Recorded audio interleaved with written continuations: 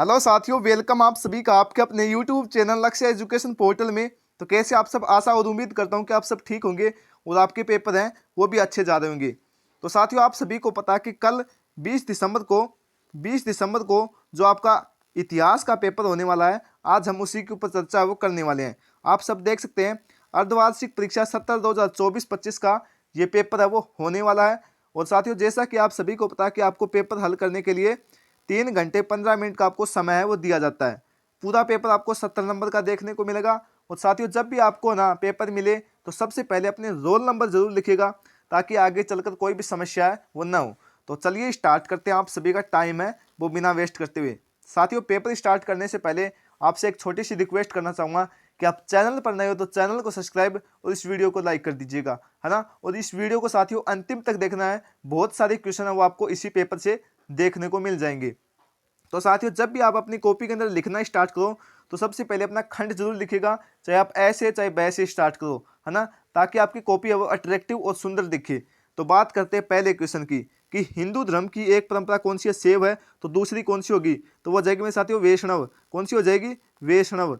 ये आपको ध्यान में रखना है। अगले क्वेश्चन की बात करते हैं दूसरा कि विजयनगर साम्राज्य का पहला राजवंश क्या कहलाता था, संगम वंश। संगम वंश कहलाता था, है ना, ये आपको ध्यान में रखना है। अगले की बात करते हैं साथियों, और इसकी स्थापना कब हुई थी, तो 1936 में, है ना, कब हुई थी, 1936 में। और इसके प्रथम शासक कौन थे, तो वो थे मेरे साथियों हरिहर प्रथम। हरिहर प्रथम आपको याद रखना है, क्या पता ये भी देखने को मिल सकता है। अगले क्वेश्चन की बात करते हैं साथियों, है ना। तीसरा क्या कहता है कि अशोक के धम्म के 2 सिद्धांत आपको लिखने हैं। तो क्या लिख सकते हो आप, एक तो अहिंसा लिख सकते हो, अहिंसा लिख सकते हो, है ना। दूसरे की बात करें साथियों, दूसरा क्या लिख सकते हो आप, दूसरा लिख सकते हो सत्य बोलना, सत्य बोलना, ये लिख सकते हो। तीसरा भी लिखना चाहो तो आप लिख सकते हो पापहीनता, पापहीनता। यहाँ पर आपको 2 ही पूछे हैं, 2 ही ध्यान में रखना है और 2 ही लिखना है, एडवांस नहीं लिखना है, मैं तो आपको जानकारी के लिए बता रहा हूँ। चौथा क्वेश्चन क्या होगा साथियों कि प्रयाग प्रशस्ति की रचना किस राजकवि ने की थी, तो वो की थी मेरे साथियों कवि हरिसेन ने, कवि हरिसेन ने, हरिसेन ने, ये आपको ध्यान में रखना है। अगले क्वेश्चन की बात करते हैं, पांचवा क्या कहता है कि विजयनगर की लोक परंपराओं में दक्कन के सुल्तानों को किस की संज्ञा वो दी गई थी, तो वो दी गई थी मेरे साथियों तुर्कों की, है ना, आप सभी को पता है, ये जरूर ध्यान में रखना है। अगले क्वेश्चन की बात करते हैं छठा कि किताब उल हिंद के लेखक का नाम लिखिए। इंपॉर्टेंट क्वेश्चन साथियों, तो क्या लिखोगे, अलबरूनी, अलबरूनी आप लिख सकते हो, है ना, ये जरूर ध्यान में रखना। अगले क्वेश्चन की बात करते हैं साथियों कि पुर्तगालियों द्वारा गोवा पर विजय किस वर्ष प्राप्त हुई थी, तो दिसंबर 1961 के अंदर, जरूर ध्यान में रखना आप सभी, है ना। अगले क्वेश्चन की बात करते हैं, टोडरमल कौन था, तो टोडरमल में साथियों अकबर के नवरत्नों में से था। इसका जन्म है वो लहरपुरा में हुआ था, सीतापुर जिले के अंदर। और अकबर के समय से प्रारंभ हुई भूमि पेमाइश का आयोजन है वो टोडरमल द्वारा ही किया गया था। अगले क्वेश्चन की बात करते हैं साथियों, नौवा क्या कहता है, देखो हुमायूंनामा के लेखक कौन है। इंपॉर्टेंट क्वेश्चन साथियों देखने को मिल सकता है, तो गुलबदन बेगम। कौन लिखोगे, गुलबदन बेगम, ये जरूर आपको ध्यान में रखना है।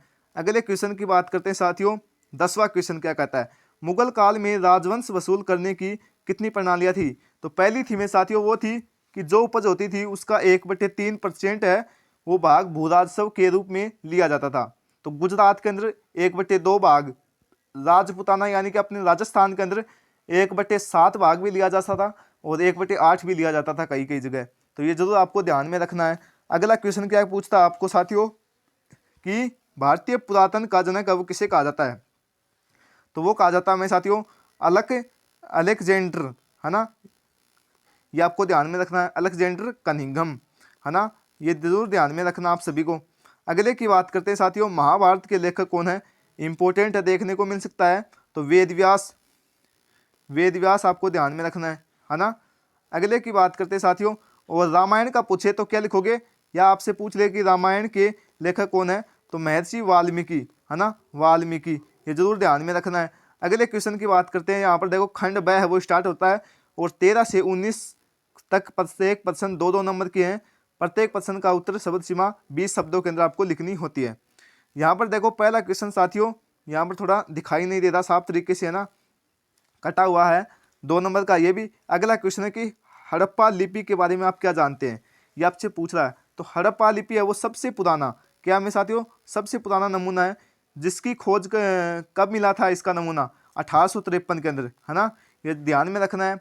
और 1923 के अंदर ये साथियों प्रकाश के अंदर आई थी ये लिपि, है ना। और साथियों सिंधी लिपि में लगभग 64 मूल चिन्ह है वो पाए गए थे, है ना। और 205 में से 400 अक्षर हैं, और शेलखड़ी की आयताकार मुहरे तांबों की गुटिकाओं भी शामिल है। ये आप लिख सकते हैं हड़प्पा लिपि के बारे में।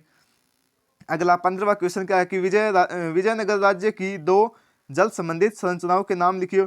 साथियों मैं आपको पूरा पेपर कंप्लीट करवाऊंगा ना, तो पेपर वो बहुत ज़्यादा, ये वीडियो वो बहुत ज़्यादा लंबी हो जाएगी, है ना। तो आप क्वेश्चनों को देख लीजिएगा और उत्तर वो अपने हिसाब से भी तैयार कर सकते हो, और साथ साथ में मैं भी वे कई क्वेश्चनों के उत्तर वो बताने का प्रयास करूँगा। तो अगला क्वेश्चन है कि हीनयान महायान बौद्ध संप्रदाय में क्या अंतर है। बहुपत्नी और बहुपति प्रथा से आप क्या समझते हैं।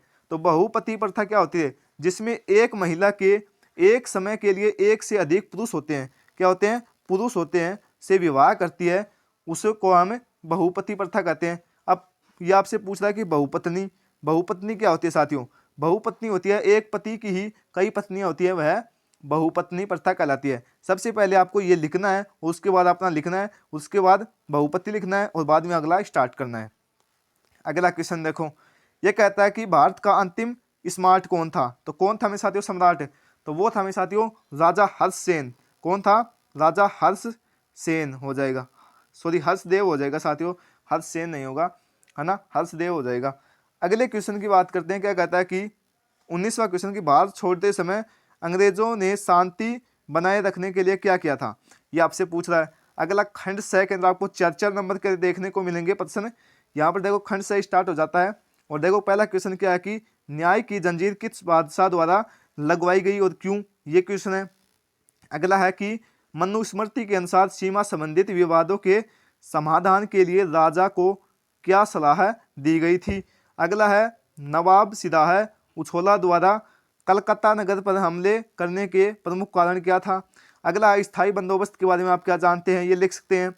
अगला है साथियों कबीर नानक देव और मीराबाई 21वीं सदी में भी उतने ही महत्वपूर्ण है जितना उनके जीवन में संक्षिप्त स्पष्ट करना आप सभी को। अगला है कैबिनेट मिशन के मुख्य सुझाव क्या दिए, लिखिए। सॉरी सेक्शन डी यहाँ पर खंड 10 स्टार्ट हो जाता है, और क्या पूछता साथियों अथवा के अंदर उत्तर वो आपको देखने को मिलेंगे, जो कि प्रत्येक प्रश्न 5-5 नंबर का, या आप सभी देख सकते हैं ना, सभी के सभी उत्तर वो आप देख सकते हो, है ना, देख लीजिएगा। ये देखो क्या कह रहा है कि स्तूप क्यों और कैसे बनाए जाते हैं, ये है। और अगला क्या है, जैन धर्म की महत्वपूर्ण शिक्षाएं क्या थी एवं अहिंसा के सिद्धांतों का संक्षिप्त व्याख्या करूं, ये क्वेश्चन साथियों। अगला है कि महात्मा गांधी ने खुद को आम लोगों जैसा दिखाने के लिए क्या क्या किया, और आप उनके बारे में किए गए कार्यों से सहमत हैं, कारण स्पष्ट कीजिए। असहयोग आंदोलन, जो महात्मा गांधी द्वारा चलाए गए आंदोलन ना, वो जरूर ध्यान में रखना आपके सभी के सभी, है ना। और अगला है 29वां क्वेश्चन क्या कहता है कि भारत के मानचित्र रेखा के अंदर दर्शाना है, ये साबरमती, झांसी, अमृतसर और पांडुचेरी, ये आपको ध्यान में रखना है। जल्द ही इंडिया मैप के जो कुछ इंपॉर्टेंट स्थल हैं उनके बारे में हम चर्चा करेंगे, है ना।